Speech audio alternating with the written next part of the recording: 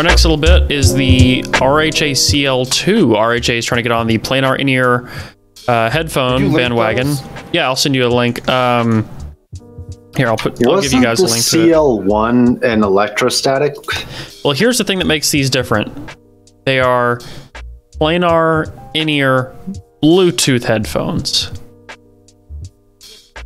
Kind of strange. Planar. I mean, planar in-ear Bluetooth. Yeah, no, here's the thing. It's a planar driver. It's only 10 millimeters, so it's a third the size of iSign. So it's okay. Hold on. So it's wired and wireless. Are you? Is it completely wireless, or does it have one of those? And wireless? It's like one of those ones that sits around your neck, and then the wires go up into your ears. That is not wireless. That's a lie. It doesn't plug into. It doesn't plug into anything. You can't. Can you? Yeah. Can I bring like a good amp and power? Because I have a feeling planar always benefit from a good amp. And if you're forcing me to use what you've managed to magically squeeze onto a cable around the back of my neck, you know, it's like, yes. Although I can't not. Oh, I got a picture for it. I got a picture. Yeah, you can do it with a wired setting also if you want, but by default, they are. It's on the left Bluetooth. right there. Yeah. Okay. Well, I think that is the wireless configuration. I think they can do wired up into an amp, and then they can also do wireless, but it's got that weird around the neck wire. I've tried these at CanJam, or at least held them. Yeah, they come with 2 wired cables also if you don't want to use them Bluetooth. Then I'll accept it. It just happens to have the Bluetooth cable with it. Well, for $1,000, they're 900 USD. Well, I mean, it's using like an MMCX connector or something like that, right? Yeah. That's why you can just use them wired. Any cable would work. Yeah, but for that price, are you sure those weren't the CL1s that you were holding, Z? Because the CL1s look very similar, except I think they're electrostatic, but I can't find them on their website. I'm trying to remember if it was RHA that had a set that was no wire between the two, and it was, I'm looking at that thick dongle, giggity, and it literally went into your ear, over the top of your ear, and then a like AAA battery sat behind your ear on each side, and it was completely wireless between the two, and it was one of the most comfortable quote-unquote wireless IEMs I've ever used. I don't remember how it sounded. They said it wasn't tuned right yet, but I think it was RHA that did it. Okay, it looks like they've stopped making the CL1, and that was a high impedance in-ear headphone with ceramic transducers for amps and DACs. That's what Amazon is saying. So I'm not sure. I thought that wasn't like a standard driver, but perhaps it was. But I know it came with like a designated amplifier, but it's not on the website anymore. So they must have dumped that. If, maybe not enough people were buying it or whatever, who knows? Well, the thing about these is they kind of defeat the purpose of planar, because one of the biggest benefits of planar comes from their massive driver size. This is the same size as some other dynamics that are in here. I mean, 10 millimeter is not huge. Honestly, I'm going to wait to kind of judge them because their T20s sound insane. For like volume, or not volume, but for like the vastness of a sound, for an in-ear, they're the biggest sounding in-ear that I've ever tried, and that's just a standard dynamic driver, or whatever they use for their little in-ear monitors. It's just one of those standard little, whatever they call them. So I'm gonna wait to pass judgment on them until I hear them.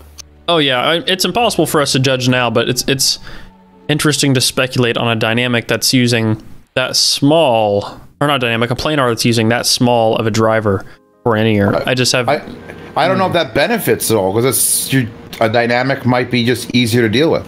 Yeah, it's kind of, well, I don't know. A dynamic sized planar. I mean, T50s. There's an example. Is that going to be the smallest dynamic, or sorry, is that going to be the smallest planar driver out there? No. God, who else is it that makes a in-ear planar? Is it Final or someone else? And I don't remember who it is. So we have the iSign, we have the M300s, we have the Unique Melody ME1s. There's another company that does this. Because I'm very curious if anybody can do it in that form factor also. I don't remember who else it is. Someone else is making a very small in-ear planar.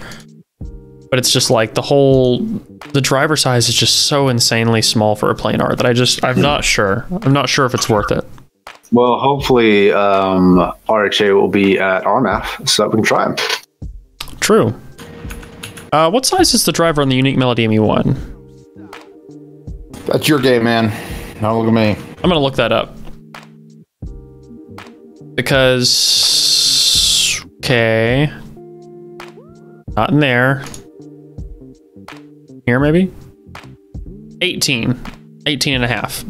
So this is half the size almost of the Unique Melody ME1 and a third the size of the iSign. Jeez. Yeah, I don't know. We'll see. Might be cool. $900 though, that's going to be a tough sell.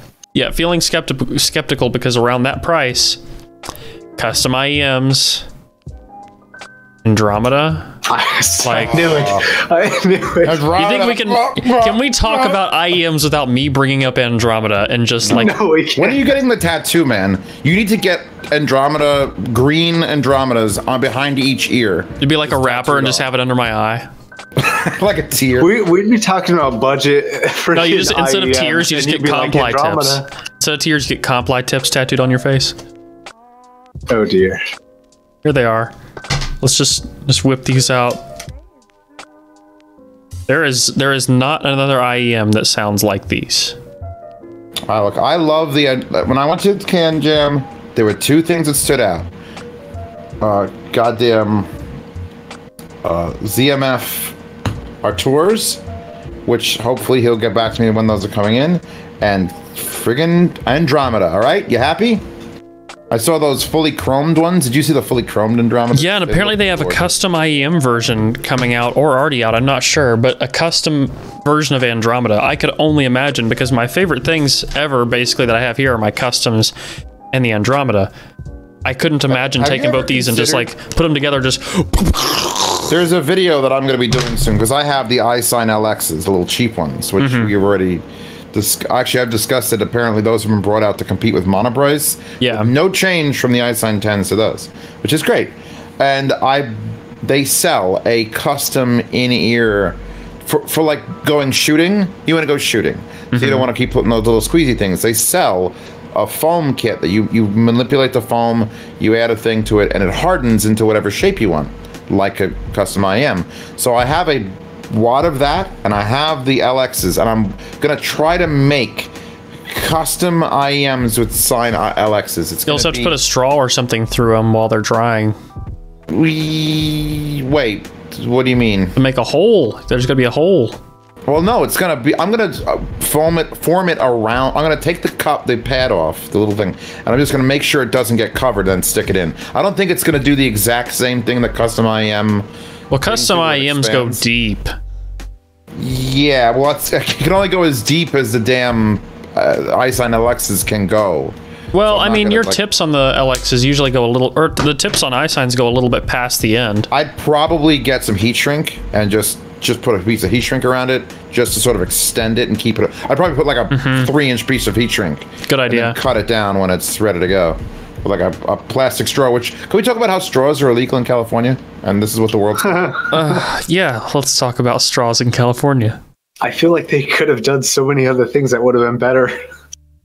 I don't know. It just makes up such a small percent of plastic waste. I get it. Like, things add up. You know, I get, like, every little thing. You know, like, you get a small thing here and a small thing there, and eventually they'll all add up into something bigger. But just, like... Yeah, that's all. I don't even like straws, man, but it's just like, why? There's like... I mean, it's not necessary. That's the thing, is like, it's something they can cut out that's like... You don't need a straw. I mean, maybe in very specific circumstances, you might need a straw, like you're going through like jaw surgery or whatever. But when I lived in North Carolina, though, make an exception for that. When I lived in North Carolina, briefly, there was they were getting rid of plastic straws everywhere, and they started using paper straws. And what? Paper straws. Is that a thing? Yeah, and they're terrible. They make everything taste bad. Allowed in California. Everything tastes like paper. Wax papered straws that could, you know, melt in the landfills. Oh, that sounds horrible. It makes like everything just, I don't know, you drink water through it and suddenly it's a little bit more like milk. It's just not okay. Yeah. I've had paper straws. Like, you know when you get what's the candy that comes in a little paper straw? Pixie sticks. Yeah. Pixie sticks. You know when you get a Pixie Sticks wrapper in your mouth and like your tongue touches it and it's paper. Ew. That's your entire drinking experience in California now. Yeah, gross. It's terrible. I hated it. I just started drinking just straight out of the cups. I know it's gross to use drink straight off those reusable cups in restaurants, but it was better than a paper straw.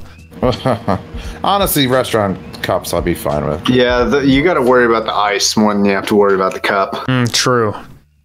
Well, I don't eat out much now, so that's okay. Yeah, I don't know about that. The world's going in a strange direction. Hey, but you guys didn't expect that to come from Planar in-ears, but you got it anyway. That's it. That's where we're going. There's a link that somewhere. may or may not make it into the edited episode. That's yet to be determined. I hope it does, because why not? Because this is what fun is, what podcasts are about. You're right. Veering off. One day we're gonna have an episode that's just gonna have like 5 minutes of warning, and it's just gonna be, this is the hyper political episode where we just talk about everything that's gonna piss off everyone. Let's talk about Donald J. Trump. Yeah, let's not. Not today. One day we're gonna talk about everything political. No. I'm out of that one. The politics of the Marvel Universe. I review headphones, guys. 25 reasons why Iron Man is bad. Just immediately get deleted off YouTube.